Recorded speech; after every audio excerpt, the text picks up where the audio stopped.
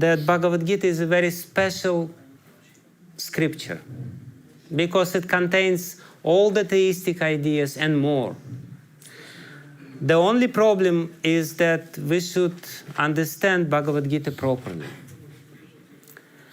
And that's not an easy thing because people read the same book and they see completely different things.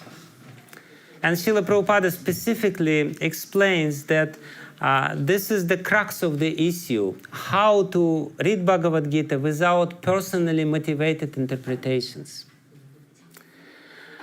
Usually people are motivated personally, and we have to really understand this very point, how to put aside our motivations and try to see in reality what Krishna wants to say to us and act accordingly. So many interpretations are there, and people, we know Mahatma Gandhi, he used Bhagavad Gita to prove that ahimsa is the way to go. It's very interesting because practically in every chapter of Bhagavad Gita, Krishna says, fight, fight, fight. And then Mahatma Gandhi takes this book and says, no fight. So it's really interesting how people read. Once I was with Indian ambassador to Russia. He is a very learned man. He is diplomat of the highest caliber. He was already 60 years old by that time, or around 60, so he lived a long life. And we started talking about Bhagavad Gita. And he wanted to disprove this interpretation of Mahatma Gandhi. He said, this is not the essence of Bhagavad Gita to stop fighting, because in Bhagavad Gita itself, Krishna says, you fight. And I said, yeah, you're right. So what is the essence of Bhagavad Gita?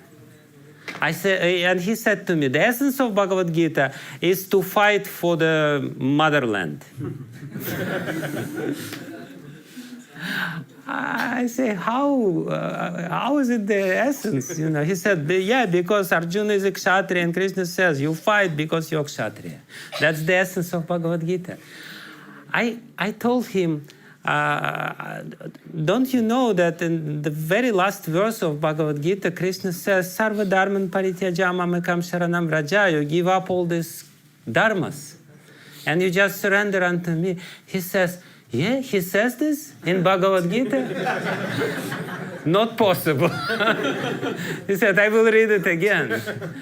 So what I want to say is that people may read the same book, and they will only see what they want to see in the book. If you want to see ahimsa, you will see ahimsa. Because Krishna says, amanitvam adambitvam ahimsa kshantirarjavam. It's there in Bhagavad Gita.